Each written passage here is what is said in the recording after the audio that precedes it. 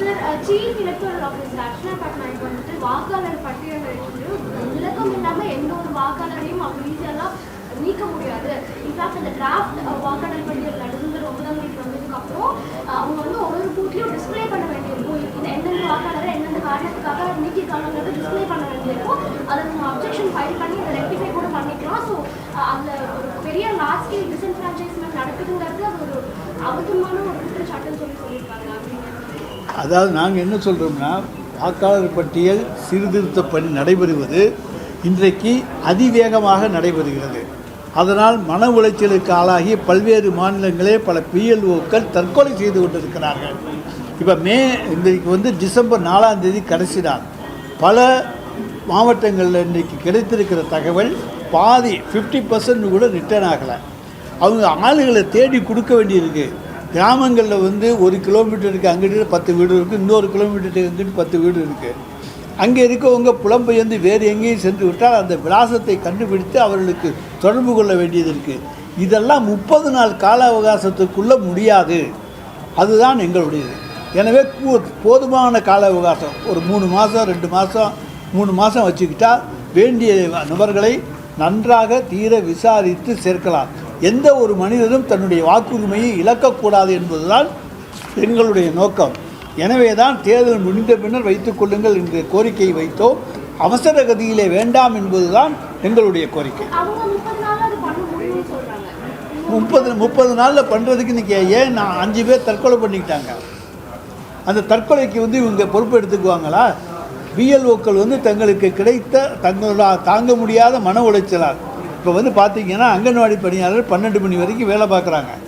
அதுக்கப்புறம் போய் அவங்க ராத்திரி 12 மணி வரைக்கும் உட்காந்து அந்த ஒவ்வொரு வீடாக போய் சாயந்தரம் 8 மணி வரைக்கும் பார்த்துட்டு அதுக்கப்புறம் அதையெல்லாம் அவங்க அந்த ஃபாரத்தில் பூர்த்தி செய்து அதுக்கப்புறம் அடுத்த நாள் காலையில் கொண்டு போய் கொடுத்துட்டு அங்கன்வாடிக்கு போய் சமையல் செய்து விட்டு அதற்கு பிறகு திருப்பி வேலைக்கு வர வேண்டும். ஓய்வே இல்லாமல் 15 நாள் வேலை பார்த்தால் அந்த மனிதன் எந்த அளவுக்கு மன உளைச்சலுக்கு ஆளாவான். எனவே தான் நாங்கள் போதிய அவகாசம் கொடுங்கள் என்று சொல்லுகிறோமே தவிர ஒவ்வொருவரையும் தற்கொலைக்கு தூண்டாதீர்கள் என்று சொல்லுகிறோம். சார், நிரந்தர டிஜிபி என்பது அல்ல, பொறுப்பு டிஜிபி என்பதை அறிமுகப்படுத்தியவர்களே அண்ணா திராவிட முன்னேற்றக் கழகத்தினர் தான். அதிமுக ஆட்சியிலே தான் தமிழ்நாட்டிலே பொறுப்பு டிஜிபி அறிமுகப்படுத்தப்பட்டார். திரு ராமானுஜம் பொறுப்பு டிஜிபியாக நியமிக்கப்பட்டார். உளவுத்துறை டிஜிபியாகவும் அதே நேரத்திலே சட்டம் ஒழுங்கு டிஜிபி பொறுப்பிலையும் நியமிக்கப்பட்டார். அதேபோல் திரு ராஜேந்திரன் அவர்கள் பொறுப்பு டிஜிபியாக நியமிக்கப்பட்டார். இப்படி நியமிக்கப்பட்ட உதாரணங்கள் தமிழ்நாட்டிலே அவர்கள் ஆட்சியிலே நடந்திருக்கிறது. இப்பொழுது மட்டும் ஏன்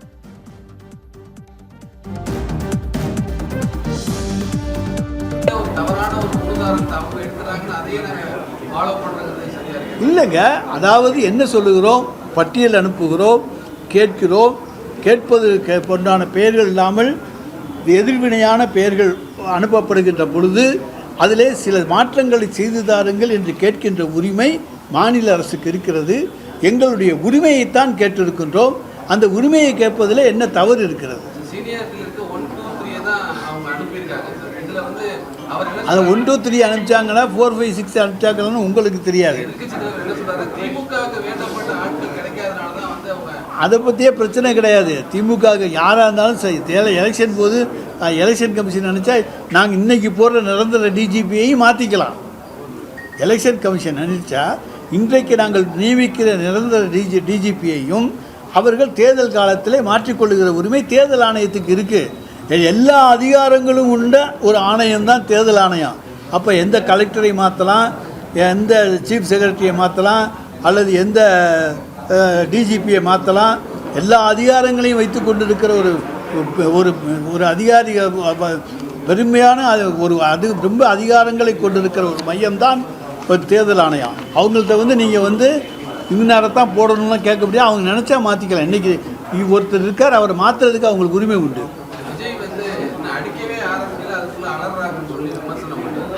சினிமா வசனங்களுக்கெல்லாம் நாங்கள் பதில் சொல்ல முடியாது.